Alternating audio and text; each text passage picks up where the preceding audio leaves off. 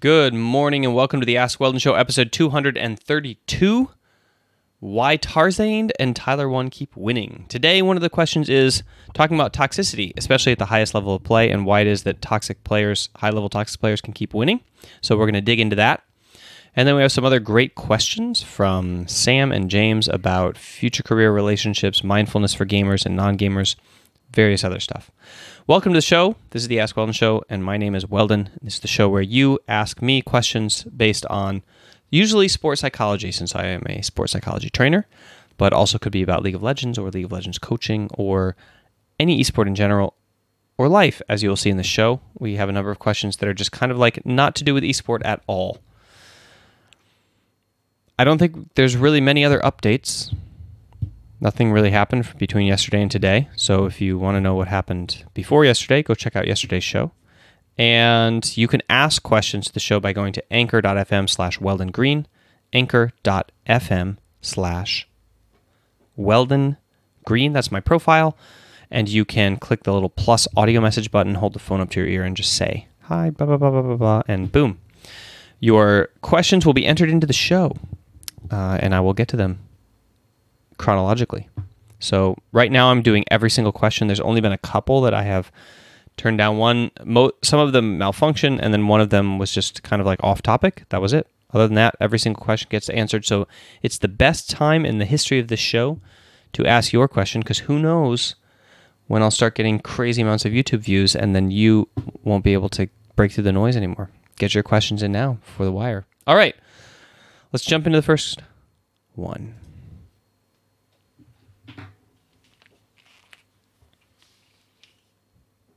All right, the first question here is from Sam, and it is about why mindfulness is important for gamers and non-gamers.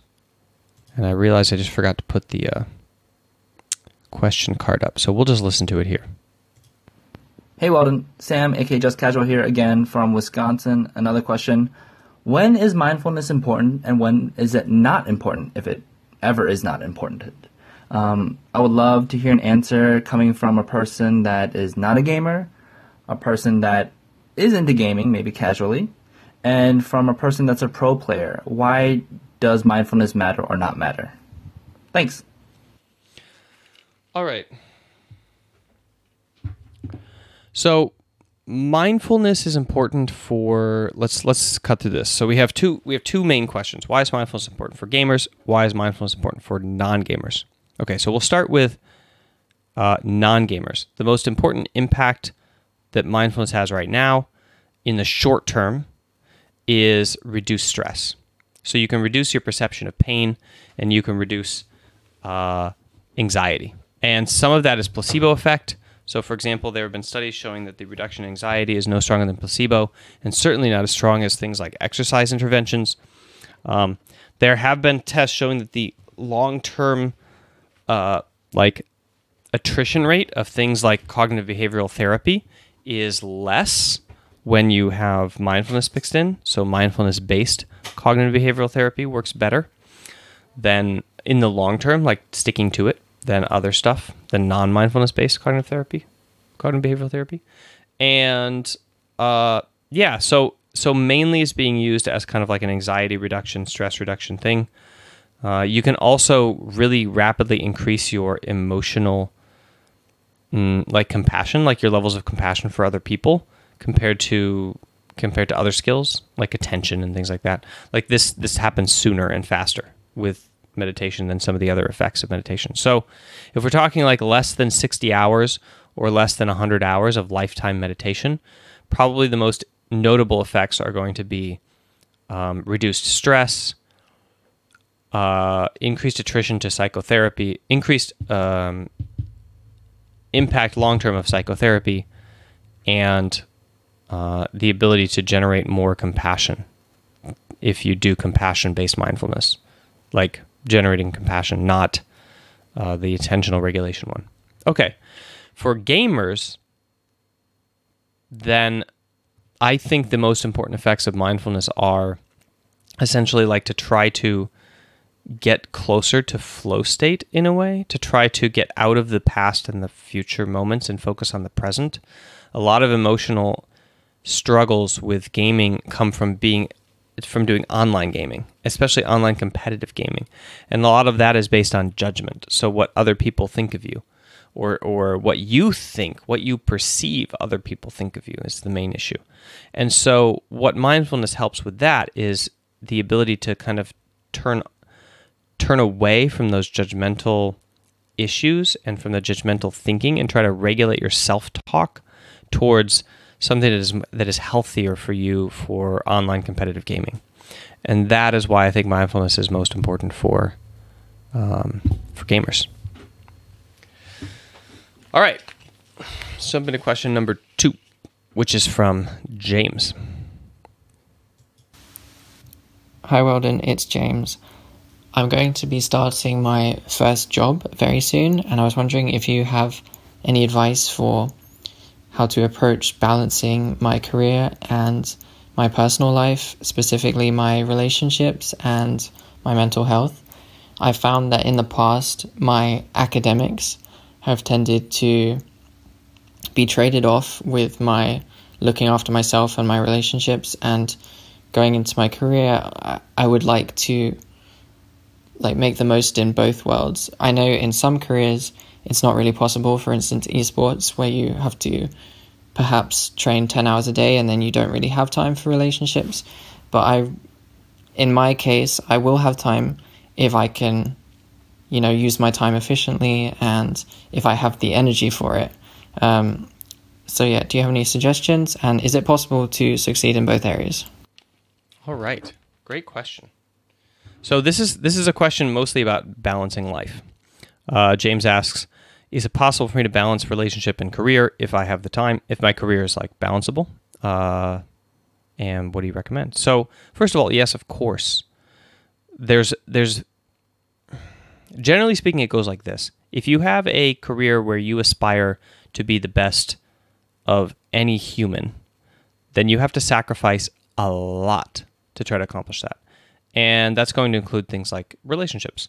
If you have a career where you aspire to be the best that you can be, then you can balance that as much as you desire to balance it with the things that are important to you. So for a lot of people, it's not actually the career that's important, it's the relationship that's important, and the career is the thing that gets balanced onto that. So it's pretty easy to start off. Essentially, you just do the 9 to 5, right? You just commit yourself to 8 hours and you check out of your job both physically and mentally when you're done. So if you have a desk job, you make sure that you don't take it home. You make sure that you leave it on the table at your desk, and when you leave mentally as well, and you check into the other person's life and your life, and that's kind of like an independent. Okay, my battery died, so I got to switch cameras here. And that's kind of like an independent thing compared to your, there we go. That's an independent thing compared to your work. So unless your spouse, asks about your work, or unless you really want to talk about it, well, obviously you should talk about it. You should review your day and go through everything that happened. But my point is, when your significant other or your spouse or your friend is talking to you, if you in your head are ruminating and thinking, and what you're thinking about is, oh, I should have said this in this meeting, or you're thinking about how can I accomplish this thing? It's maybe I can solve it by doing this or this or this, or you come home and you spend 3 hours in the office kind of working on your work. Well, that is the main issue, is when you're distracted by rumination related to your work while you're having a conversation with somebody else. So I would say the most important thing that you need to work on is kind of all-inning on the moment. When you're at work, you do work. And when you are talking to your friend, you're talking to your friend.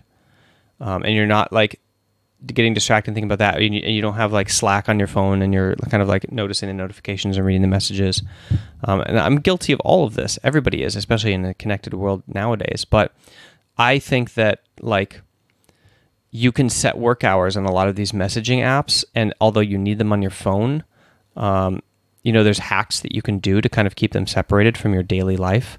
You can set that so you don't get notifications during certain hours from these apps, or you can get a really cheap throwaway, smartphone that you use just for the work communication apps like Slack and Facebook for work or whatever, and just like literally like mute it when you get home, something like that, something that clearly divides your attention so that you can spend your attention on the present moment and not thinking about the project that you're completing, whether or not you're going to be done on the deadline, the thing your boss said that is stressing you out that you're trying to interpret and you don't know what it really was, good or bad, and you want to go in tomorrow and get more signals from the workplace and kind of see, does he like me, or did something happen, like what's the deal, et cetera, et cetera. So yeah, I think the balance here is going to be all about regulation of your attention when you're in a conversation or living your life in your house. That's all I got.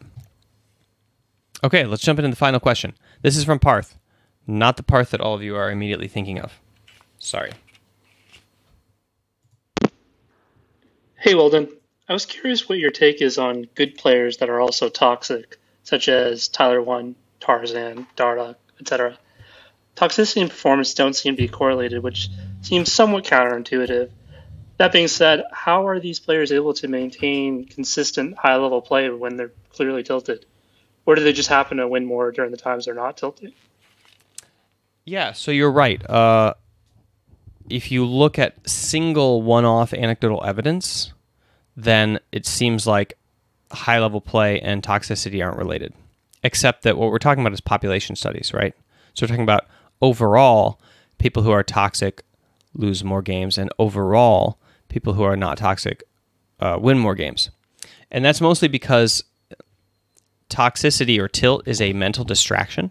So you're kind of like distracting yourself from, I would say on average, not overall, sorry. So you're kind of distracting yourself from the present moment, from execution, from the performance moment, and instead you're letting your emotions like carry you to the past or the future, and you therefore have a reduction in the amount of attention you're applying to the task at hand, and your skill consequently suffers by that amount. Now, I love players who perform well. I like people who are elite. It doesn't matter to me whether they're toxic or not, or whether they're tilted or not.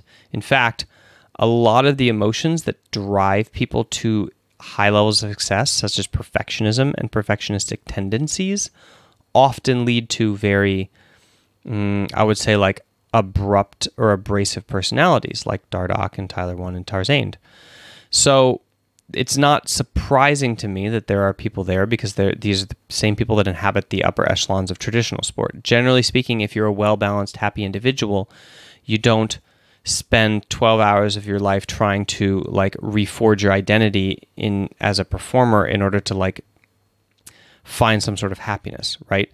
There's usually I would say, a deep-seated identity crisis or underlying unhappiness associated with the pursuit of elite performance. And in the center of the bell curve, you'll find all the well-balanced, happy people who don't feel like that they need to do that to define who they are. Okay? So there's this kind of like, yes, it's true that like if you're a well-balanced person, you're gonna do a little bit better than well-balanced people who are tilted. But if you're trying to pursue elite sport, you have to be a very amazing well-balanced person who's like top of the class, or generally speaking, you have to be dysfunctional in some way, because it's that dysfunction which spurs the unhealthy single-minded behaviors that lead you to get to the top. They're not very healthy. Behaviors like playing League of Legends 12 hours a day are not well-balanced, healthy behaviors. They don't lead to good outcomes for 99% of the population. They lead to you wasting all of your time spending 12 hours of playing League of Legends a day. But then for some people who focus very hard and are very self-critical, and who, when they're emotional, kind of like, because of the way that they were raised and because of the way that their brain is wired, when they're emotional, they're focusing in and they're in flow state, because that's not an exception, right? It's not that because you have emotion, you exit flow state. It's that normally emotion drives you to fixate on the past or the future. But if you're like a performer, emotion can drive you to focus harder on the execution And self-criticism is actually the growth factor, I would say, towards like skill growth. So especially in esport. So people who are kind of like toxic to other people, they're kind of being toxic to themselves too. You know, they're just as harsh on themselves as other people. Then there are those toxic who are like harsher on other people as a way to excuse themselves, right? So you would say that if you're looking at the top of the ladder, the elite performers, these are people who are harder on themselves mentally than they are on the people that they're railing against. And that is one of the reasons that their improvement led to the top instead of stymieing out in the middle. So there's a lot of factors that go into it, but that's just kind of like a little bit of a dipping in of the swab into the cocktail of elite performance. Thanks for the question, because it is interesting to people. They're like reading the in-between screen games, screen splash screens that say, you know, oh, don't be toxic. Toxic people tend to lose more. And then they're watching streamers who are toxic and high level. You also have to remember that like entertainment is selective. So you have all the high ranked people, and then you have all the high ranked people who are streamers, and then you have the successful high ranked streamers who are entertaining on a daily basis, and the creation of that content usually is related to drama. So the drama button is pushed because when they push the drama button, they get requisite views coming out, right? And they get success coming out. So it's kind of like a conditioning system. It could be that they aren't actually internally as toxic as they appear on the camera, but by pushing that button repeatedly, they're getting success, and so they know that that's what they need to do in order to make it as an entertainer. So there's a little bit of like a skewed perception of exactly what's happening in people's minds based on the theater that they're putting on. Okay, that's the show for you today. Thanks everybody for tuning in. And I can't jump to the ad because now my camera's broken, so I'll just run through it. But I have a program called the MAC program, and if you go to mindgames.gg/MAC, you will find the MAC program. And the MAC program is an online, video-based training program of 50 videos that takes you through mindfulness, acceptance, commitment protocol, which is the protocol that I did with CLG, with TSM, a little bit with G2, with the teams that I've won championships with, in order to train their mental resilience and to train their ability to focus on high performance. And this isn't high performance video games. This is high performance in life. Happens to be that they're doing video games, but you can apply this to lacrosse, to public speaking, to studies, to relationships, like James here wants to do, where you're focusing on your relationship and excluding, you know, things that are distracting you and causing you to ruminate on other stuff. And you can check out the MAC program by using the code AskWeldon to get the discount and to signal that you're coming from this video. And yeah, if you get in under the wire, the beta is going to be starting in the next few months of the app, I hope, cross my fingers. And if you get in under the wire, then you get into the beta. And you'll get to beta the new app, which is not necessarily just 50 videos online anymore. It's actually a training app with the lectures and the mindfulness training sessions kind of regulated differently and more activities embedded within it. So that is coming. It's on the horizon. Make sure to keep in touch, keep in tune, keep abreast of news about that. All right, thanks again for the show, and I appreciate you stopping by. There's my little frozen camera on the end screen, and I will catch you guys tomorrow on my live show, which you can check out on the live streaming website .tv/mindgamesweldon. I can't say the live streaming website because right now YouTube is scanning for it. But anyway, every single day, 7:30 p.m. Los Angeles time. Talk to you tomorrow.